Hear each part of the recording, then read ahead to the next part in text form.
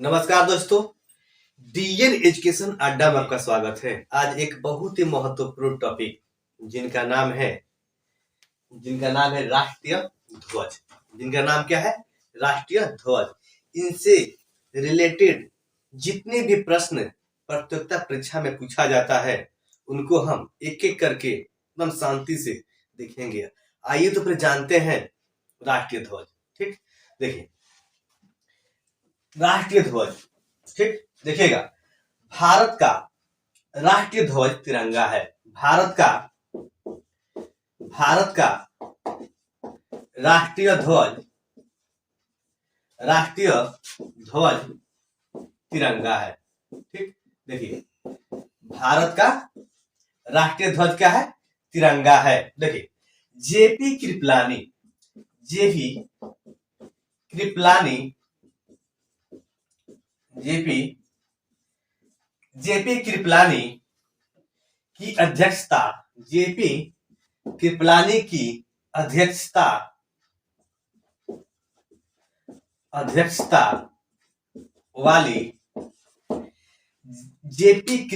की अध्यक्षता वाली झंडा समिति ने 22 जुलाई, देखिए 22, भारत का राष्ट्रीय ध्वज तिरंगा है। जेपी कृपलानी की अध्यक्षता वाली झंडा समिति ने 22 जुलाई 1947 ईस्वी, देखिए 22 जुलाई 1947 ईस्वी को तिरंगे को राष्ट्रीय ध्वज के रूप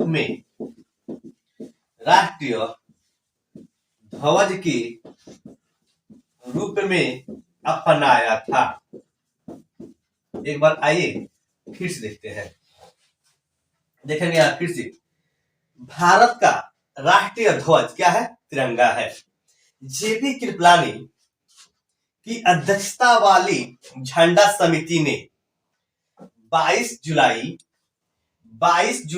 1947 ईस्वी को इस तिरंगे को राष्ट्र ध्वज के रूप में क्या अपनाया था। अब आइए जानेंगे, तिरंगे झंडे में 3 रंग होते हैं। तिरंगे झंडे में 3 रंग होते हैं। ठीक, तो आइए जानते हैं सबसे ऊपर क्या है, सबसे ऊपर कौन सा रंग है और वो किसका प्रतीक है, वो किसका मतलब कि क्या दर्शाता है, आइए जानते हैं। देखिए सबसे ऊपर, ठीक, सबसे ऊपर केसरिया रंग है। सबसे ऊपर झंडे के ऊपर केसरिया रंग है। ठीक, झंडे के सबसे ऊपर केसरिया रंग है जो शक्ति और, देखिए झंडे के ऊपर सबसे ऊपर केसरिया रंग है जो शक्ति और बलिदान का प्रतीक है। जो शक्ति और बलिदान का प्रतीक है। शक्ति और क्या? बलिदान का प्रतीक है। अब उससे नीचे कहा जाए यानी बीच में तो सफेद रंग है। सफेद रंग है, देखिए उसके बीच में कहा जाए तो सफेद रंग है। सफेद रंग सच्चाई और शांति का प्रतीक है। जो सच्चाई और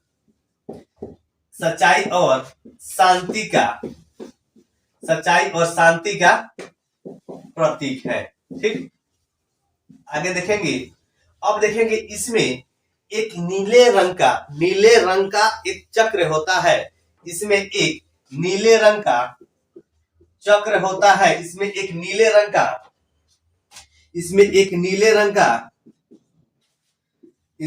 रंग का एक चक्र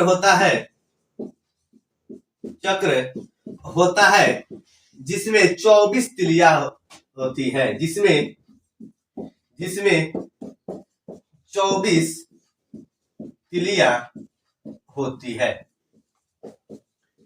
देखिएगा फिर से, यहां से देखिए सबसे ऊपरी रंग केसरिया है। सबसे ऊपरी रंग कौन सा है? केसरिया है, जो शक्ति और बलिदान का प्रतीक है। जो शक्ति और बलिदान का प्रतीक है।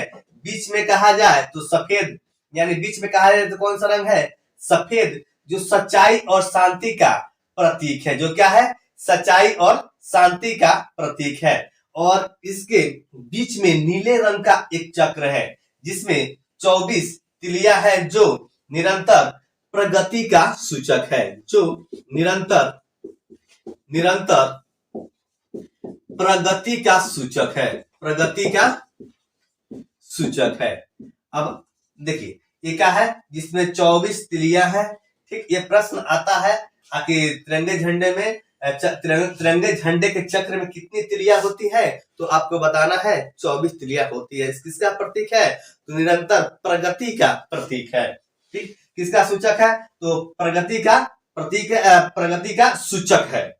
ठीक, अब देखिए आप कहेंगे नीचे हरा रंग है। ठीक, देखिए नीचे कौन सा रंग है, तो सबसे नीचे कहा जाए तो हरा रंग है, जो समृद्धि और खुशहाली का प्रतीक है, जो समृद्धि और खुशहाली का क्या होता है, प्रतीक है, जो समृद्धि और खुशहाली का प्रतीक है।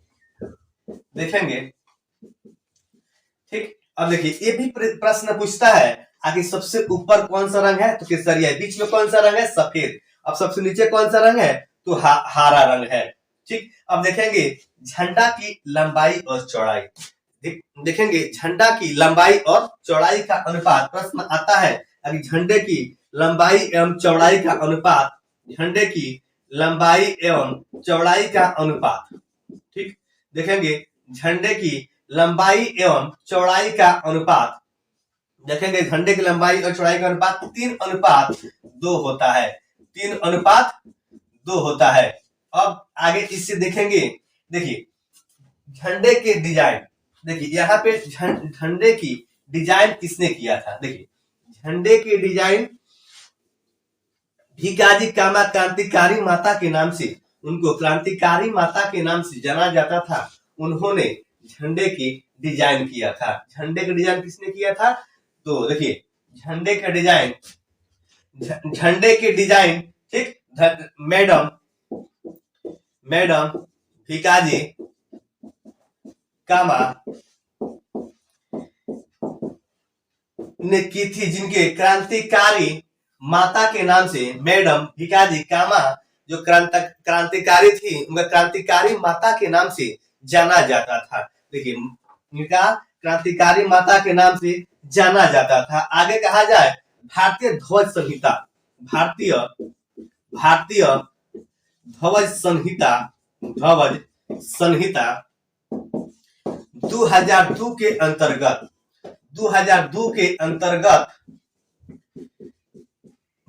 देखिए भारतीय ध्वज संहिता 2002 के अंतर्गत निजी संस्थान पर भी आप भारतीय ध्वज संहिता 2002 के अंतर्गत आप निजी संस्थान पर भी झंडा तोलन कर सकते हैं। किसके अंतर्गत, भारतीय ध्वज संहिता 2002 के अंतर्गत आप निजी संस्थान पर भी झंडा तोलन कर सकते हैं। और उसके बाद 2 वर्ष बाद और एक सुप्रीम कोर्ट ने नियम बनाया, सुप्रीम कोर्ट यानी कहा जाए जनवरी 2004, ठीक, अगर कहा जाए फिर इसमें देखिएगा जनवरी 2004 में सर्वोच्च न्यायालय यानी सुप्रीम कोर्ट ने, सर्वोच्च न्यायालय ने संविधान में मतलब ये नियम बनाया, पहले से भी था और उसने घोषणा कर दिया का आखिर अनुच्छेद पहले से भी नियम था और इसको 2004 से घोषणा किया कि अनुच्छेद 19 के पहिला के अ में, देखिए अनुच्छेद सुप्रीम कोर्ट ने क्या किया, अनुच्छेद 19 के पहिला के अ में, कितना, अनुच्छेद 19 के पहिला के अ में, इसके अंतर्गत भारत के सभी नागरिकों को झंडा तोलन करने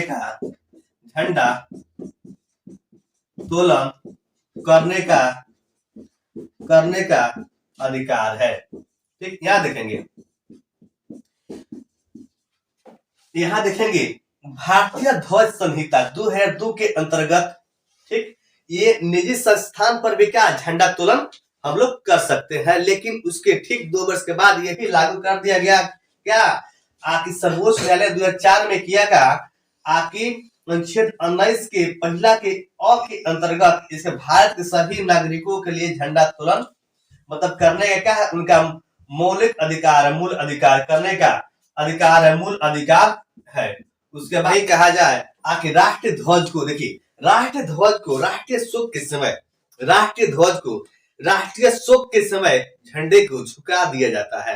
राष्ट्रीय शोक के समय राष्ट्रीय झंडे को क्या झुका दिया जाता है। अगर कहा जाए फिर आगे आखिर जो भी राष्ट्रपति होते हैं, उपराष्ट्रपति होते हैं, प्रधानमंत्री हो, ठीक, राष्ट्रपति, उपराष्ट्रपति और प्रधानमंत्री अपने कार्यकाल में ही उनकी निधन यानी मृत्यु हो जाती है, तो राष्ट्र झंडे को यानी झंडे को 12 दिनों तक, देखिए अगर राष्ट्रपति, राष्ट्रपति, उपराष्ट्रपति, उपराष्ट्रपति तथा प्रधानमंत्री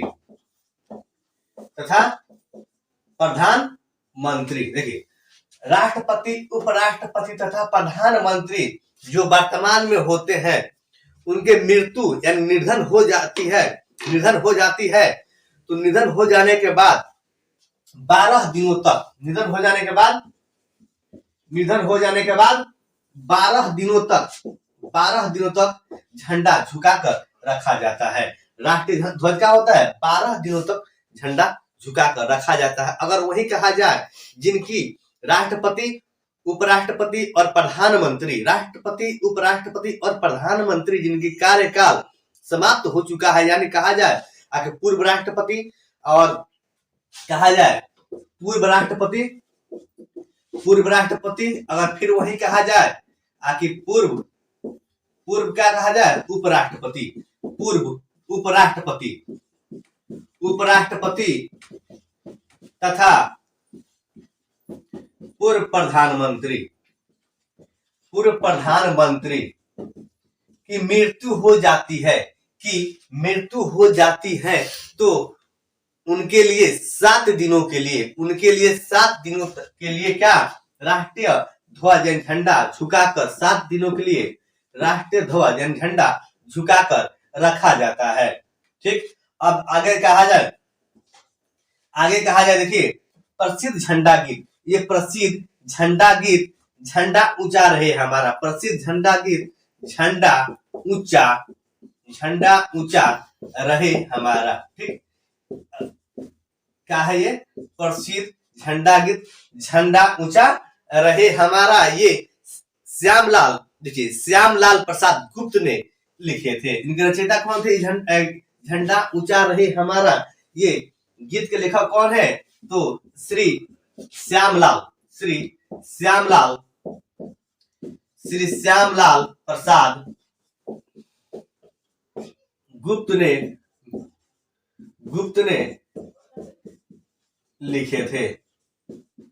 ठीक, अब देखिए आगे, देखिए ये हमारा बहुत आजादी, जब झंडा मिला था, आजादी बहुत संघर्ष करने के बाद मिला था। हमारे देश में न जाने कितने वीर जवानों ने अपनी प्राणों की आहुति यानी अपने प्राणों बलिदान दिए थे। अब देखिए इसको, देखिए सबसे पहले झंडा तोलन कहा जाए तो देखिए 14 अगस्त 1947, 14 अगस्त यानी आजादी के दिन मध्य रात्रि में, यानी 14 अगस्त एक दिन पहले 14 अगस्त के मध्य रात्रि में लोगों ने मध्य रात्रि में झंडा तोलन जो भी थे, झंडा तोलन कब किए थे सबसे पहले अपने भारत में? तो 14 अगस्त 1947 के मध्य रात्रि में झंडा तोलन हुआ था। झंडा तोलन हुआ था। तो झंडा, तो देखिए राष्ट्रीय ध्वज से जितने भी महत्वपूर्ण प्रश्न बन रहे थे उसको एक जगह समूहित किया है। तो अगर मेरा वीडियो पसंद आए तो मेरे चैनल को सब्सक्राइब और लाइक और कमेंट जरूर कीजिएगा। धन्यवाद।